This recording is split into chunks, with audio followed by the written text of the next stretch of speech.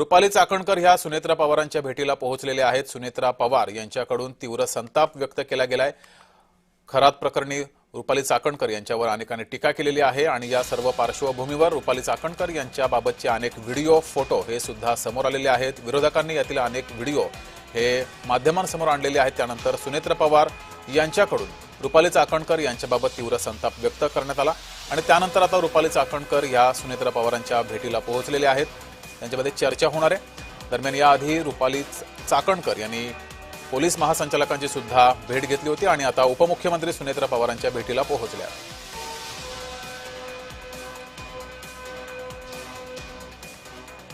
अधिक माहिती घेऊया, आपले प्रतिनिधी जय पवार आपल्यासोबत जोडले। जय, एक मोठी बातमी समोर येते। रुपाली चाकणकर खरात प्रकरणी चर्चेमध्ये आलेल्या आहेत, त्यांच्यावर जोरदार टीका होती, अनेक व्हिडिओ फोटो समोर आलेले आहेत। त्यानंतर आता मुख्यमंत्र्यांनी या संदर्भात कारवाईचे आदेश दिलेले आहेत। त्या पार्श्वभूमीवर ही भेट आहे, कसं बघता येईल या भेटीकडे?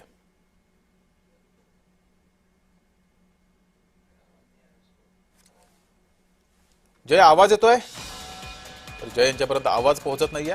मात्र या घडीची मोठी बातमी आपण पाहतोय, रुपाली चाकणकर ह्या उपमुख्यमंत्री सुनेत्रा पवार यांच्या भेटीला पोहोचलेले आहेत। मात्र सुनेत्रा पवार यांनी संताप व्यक्त केलेला आहे रुपाली चाकणकर यांच्या संदर्भात। खरात प्रकरण जेव्हापासून समोर आलेलं आहे तेव्हापासून रुपाली चाकणकर यांचे अनेक व्हिडिओ फोटो हे समोर येऊ लागलेले आहेत आणि त्यावर जोरदार टीका सुद्धा विरोधक करतायत। जय, आवाज पोहोचतोय?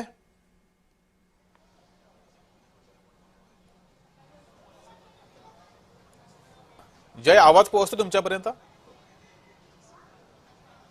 जय यांच्याकडे जाऊच। मात्र ही मोठी बातमी आपण पाहतोय, रुपाली चाकणकर या सुनेत्रा पवार यांच्या भेटीला पोहोचलेल्या आहेत।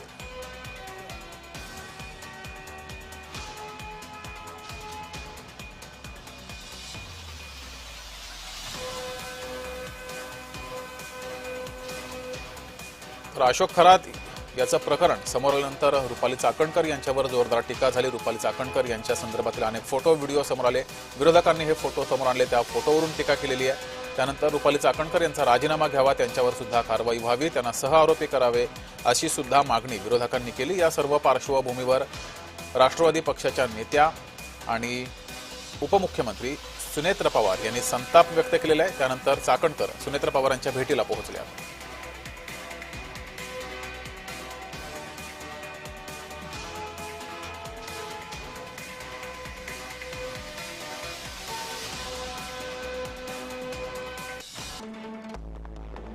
खरातच्या संपत्तीचा सातबारा सुद्धा समोर आलाय। पाथर्डी नाशिक इथं 30 एकर जमीन आहे। या जमिनीची किंमत 150 कोटी आहे।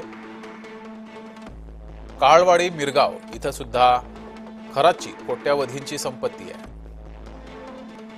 पाथर्डी आणि गवळाणीत पत्नी आणि मुलीच्या नावावर कोट्यावधींची जमीन आहे।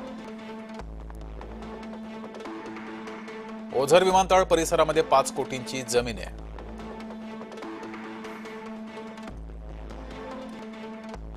शिर्डीमध्ये कोट्यावधींची संपत्ती ही खरातची आहे।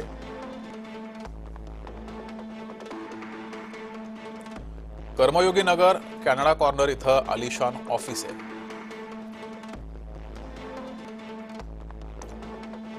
$6 लाखांची रोकड आहे त्याच्याकडे, एक पिस्तूल,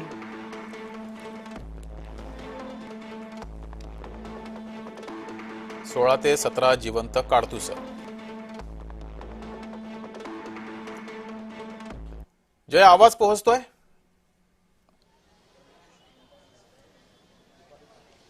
नक्कीच जगदीश।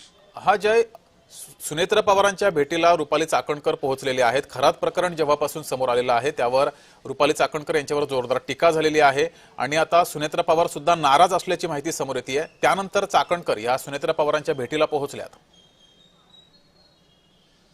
नक्की जगदीश, आपण पाहतोय की राज्य महिला आयोगाच्या अध्यक्षा रुपाली चाकणकर खरं तर यांचा एक फोटो हा गेल्या काही दिवसांपासून प्रसार माध्यमांमध्ये आपल्याला पाहायला मिळत आहे। नाशिकचे जे ढोंगी बाबा आहेत यांच्यासोबतचे जे काही फोटो आहेत हे सगळ्या रुपाली चाकणकर यांच्यासोबतचे सुद्धा त्या ठिकाणी आढळल्याचे पाहायला मिळाले। यानंतर आता यावरती तातडीने निर्णय घेण्यासाठी खरं तर रुपाली चाकणकर यांना मुख्यमंत्री देवेंद्र फडणवीस यांनी वर्षा निवासस्थानी भेटण्यासाठी बोलवलं होतं आणि या भेटी दरम्यान मुख्यमंत्री देवेंद्र फडणवीस फडणवीस यांनी रुपाली चाकणकर यांना जे आहेत ते या त्यांच्या पदाचा राजीनामा देण्याचे आदेश हे त्या ठिकाणी दिलेले आहेत आणि यानंतर आपण पाहतोय की रुपाली चाकणकर यांनी राष्ट्रवादी काँग्रेस अजित पवार पक्षाच्या अध्यक्षा सुनेत्रा पवार यांची खरं तर भेट घेण्यासाठी त्या सुनेत्रा पवार यांच्या निवासस्थानी देवगिरी या ठिकाणी पोहोचल्याचं पाहायला मिळालं।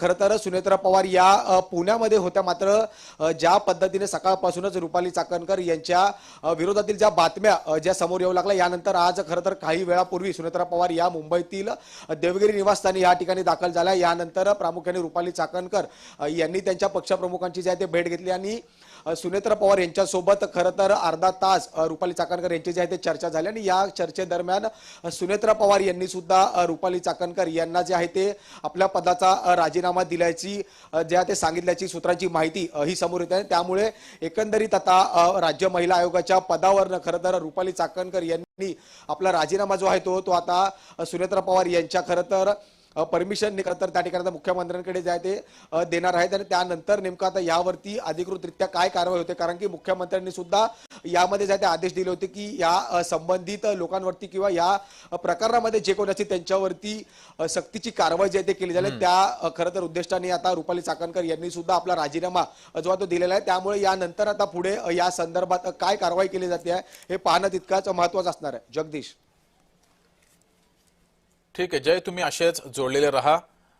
मात्र रुपाली चाकणकर या सुनेत्रा पवार यांच्या भेटीला पोहोचलेले आहेत।